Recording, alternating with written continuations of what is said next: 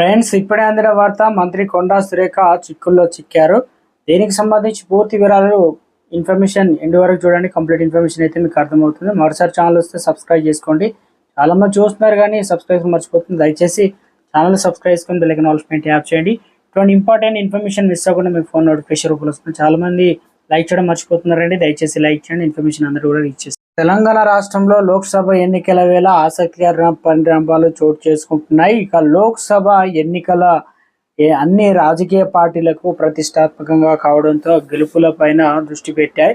ఇక రాజకీయ పార్టీలు ప్రజాక్షేత్రంలో ప్రజల మద్దతు కోసం దూకుడుతో ముందుకెళ్తున్నాయి. ఇక ఎన్నికల్లో మళ్ళీ మెజార్టీ స్థానాలు సంపాదించి కేంద్రంలో కాంగ్రెస్ ప్రభుత్వం ఏర్పాటుకు తమ వంతు సహకారం అందించాలని ప్రయత్నం చేస్తున్న తెలంగాణ కాంగ్రెస్ పార్టీ నాయకులు ప్రచారం పర్వాన్ని జోరుగా సాగిస్తున్నారు.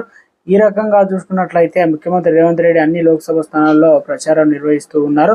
దీనికి తాజాగా ఉత్సాహాన్ని నింపేందుకు ప్రజల కోసం ప్రయత్నాలు చేస్తే తాజాగా ఇదే క్రమంలో మెదక్ నియోజకవర్గం కాంగ్రెస్ అభ్యర్థి నీలం మధు గెలిపించాలని విజ్ఞప్తి చేస్తూ రేవంత్ రెడ్డి రోడ్ షోలు నిర్వహించారు. సోషల్ మీడియాలో వైరల్ అవుతున్న కొండా సురేఖ ఈ రోడ్ షోలో మంత్రి కొండా సురేఖ చేసిన వ్యాఖ్యలు ప్రస్తుతం సోషల్ మీడియాలో వైరల్ అవుతున్నాయి.